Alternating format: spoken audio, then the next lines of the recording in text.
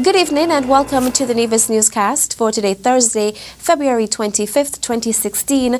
I'm Bronte Swanston Hendrickson. Officials from the Ministry of Social Development today visited the Nevis International Secondary School for a special handing over ceremony. Fredecia Liburd has the details in this report. The Ministry of Social Development has embarked on an initiative to award the top student of grade 6 with a scholarship to last throughout their stint of secondary school and 6th form.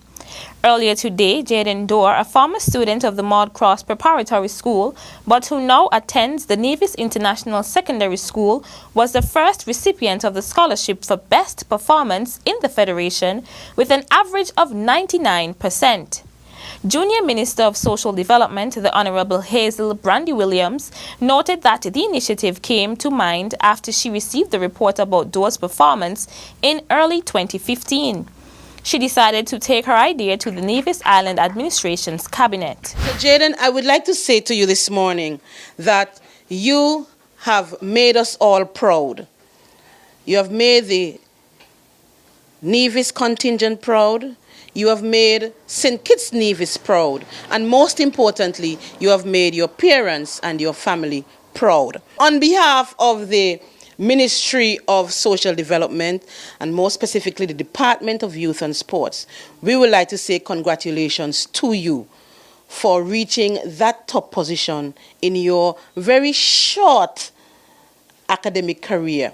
I would also like to make mention of the parents who I know would have worked very hard in keeping you motivated and in assisting you in reaching that goal.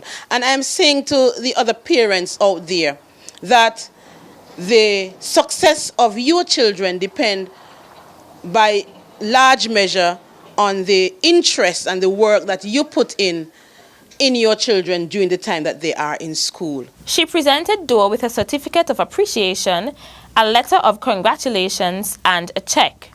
Jaden Dorr, supported by his parents, expressed his gratitude to all those involved. On behalf of my parents and I'd like to thank the Ministry of Youth and Sports for their generosity and God for his many blessings. According to Permanent Secretary in the Ministry of Social Development, Keith Glasgow, among the list of criteria for the scholarship, students must maintain an overall average of 80% in secondary school. Going forward, the presentation will be done at the primary school graduation ceremony of the top student. Teacher at the Nevis International Secondary School, Karen Peterson, delivered words of encouragement. I am Fredecia Liburd reporting for the Nevis Newscast. Thanks, Fredecia. Residents of Quaddock Road, Ramsbury, Charlestown, Hamilton, Pump Road and Brownhill have seen an increased police presence in their communities in the last few weeks with Operation Meet and Greet. Operation Meet and Greet is a community engagement initiative of the Charlestown Police Station. It provides an opportunity for the officers and residents to share their concerns with regards to community safety. The interaction between the police and the residents takes place on the streets, in village shops, in neighborhood bars, community sporting venues and house visits. The goal of the initiative is to strengthen the relationship between the police and the communities they serve, in keeping with the police 6-point plan for the reduction of violent crimes in communities and the 4-year police strategic plan. Inspector Conrad Bertie notes that the officers have been out in the communities and will continue until they have visited every residential area in the patrol zone. He said the officers have spoken to a number of residents of the various areas who are very happy to see the presence of the police. He adds that residents are not shy in sharing their concerns, which include poor street lighting in some areas and the overgrown vegetation on unoccupied properties. Inspector Bertie adds that these concerns were noted and the relevant persons and/or departments will be contacted to address them with the goal of making the communities safer and reducing the fear of crime for residents. Inspector Bertie observes that the younger officers are enjoying the interaction with the residents. They are really getting to know the communities they serve by being on the ground. Superintendent of Prisons, Junie Hodge, says as a service provider of the state, he and his officers will ensure that any court order regarding the incarcerations are carried out. Hodge reiterates that the job of prison officers is to ensure that St. Kitts and Nevis is a safe place, especially with regard to the security of the prisons. If the prison is not secure, St. Kitts and Nevis is not secure. Hodge facilitated a press conference on Monday to disclose the findings of a search of Her Majesty's prison in Bastille, which resulted in the discovery of a significant amount of contraband, including cell phones, which were confiscated from inmates. There will be consequences as a result of the find, Superintendent Hodge assured. We didn't go as far as to check the information or the data on the devices. Of course, yet. Of course, we will try our best to see what information we can get from these devices that would better help the system to be more secure. This is the craftiness of residents who would carve the size of the phone into their footwear. And when they come into the facility, because the footwear would have been put back together, the chance of you realizing that there is a phone in the footwear would have been slim. We will set up a system whereas the resident, if needs be, have to keep in contact or get in contact with their family member or their attorney. They can use the system that we set up that will be closely monitored for security purposes. And if you call into the system to speak to any of the residents, that conversation will be closely monitored too for security purposes. Going forward, Hodges said other measures will be taken to better secure the prison. We are searching for a full body scan machine. A full body scan machine that we can put at the entrance of the prison. So once you come into the prison, once there are any electrical, metallic item you have on you, the buzzer will go off. And that's going to be for visitors as well? Everybody, from the superintendent down. From the superintendent down will be subjected to pass through the scanner. Is this fine going to lead to any internal investigations of your staff? But of course, this is a secure facility, so we have to make sure that all of us do our part and do our part in the best interest of the country. Superintendent of Prisons, Junie Hodge. Welcome to Nevis.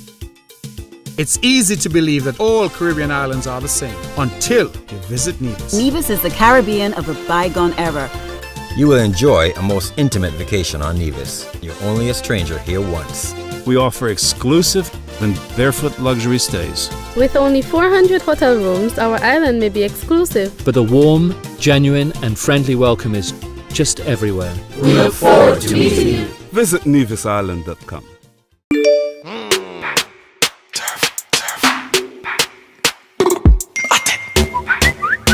Gala WhatsApp and I send text. Me see the SMS. Me have to show it. Send me a pic of yourself. One of you know where. I have too much self-respect to send you a pic of you know where. If you really love me, you will do it.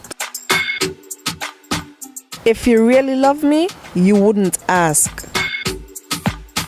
You matter to your family, to your friends, to your community, to you. Remember, you matter. This message was brought to you by the Pan American Health Organization, PAHO, and the Nevis Health Promotion Unit.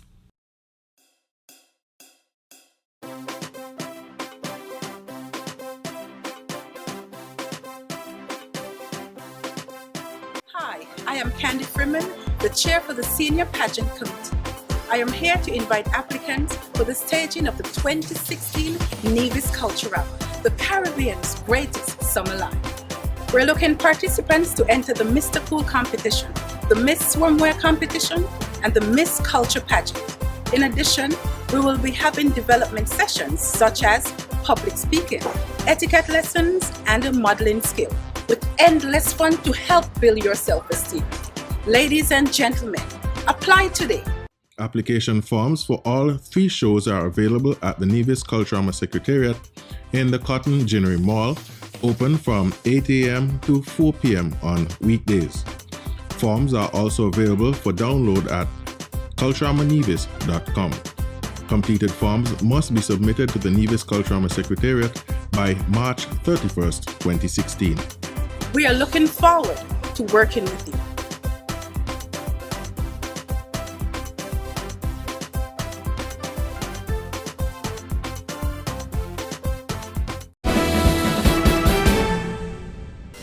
Welcome back. As the celebration of History and Heritage Month comes to a close, the Nevis Historical and Conservation Society NHCS and the History and Heritage Committee will host 2 final events this weekend. Tomorrow, Friday, February 26th, will be this year's hosting of Nevis Culture Yard under the theme for History and Heritage Month, strengthening our commitment to preserving our heritage, our arts, archives and marine environment. The event is slated to run from 10 a.m. to 5 p.m. at the Alexander Hamilton Museum grounds. On display will be sailing art, demonstrations of fish things, fading arts, crafts and culinary skills, educational display of marine resources, and a cultural showcase for entertainment. It will include a ceremony which will see presentations to students who won prizes through the History and Heritage Month radio quiz. The celebration of History and Heritage Month will culminate on Sunday, February 28th, when the NHCS and the History and Heritage Committee will host an evening with the arts. The public is invited to the event, which is slated for 4 p.m. at the St. Paul's Anglican Church Hall. Evening with the Arts will feature performances by string bands, drummers, African wear modelers, cultural dancers and poets. It will also include an awards ceremony to honor stalwarts in the category of arts, archives and marine environment. The admission is $10 for adults and $5 for children. Prime Minister of St. Kitts and Nevis, the Honorable Dr. Timothy Harris, says his government is open to partnering with the private sector in an effort to further develop the Federation and achieve the agenda of prosperity. Speaking at the launch of the government's new e-portal at the Ocean Terrace Inn on Thursday, Prime Minister Harris commended Stachio Williams and Adam Anderson of Open Interactive, the company responsible for making the portal a reality, for the commitment shown towards nation building. The Prime Minister thanked the government's friends in the private sector who have been providing advice and support liberally to the government, adding that the government welcomes all the ideas and is going to put them to work at the appropriate time. Prime Minister Harris further indicated that one should not get discouraged if the government has not implemented an idea as yet. Continue still to bring advice because sometimes it is a question of whether the idea's time has come, he said. He assured all that the launch of the e-government portal is an example of the government's commitment to partnering with the private sector. I'm Bronte Swanston Hendrickson. Thank you for viewing. Good night.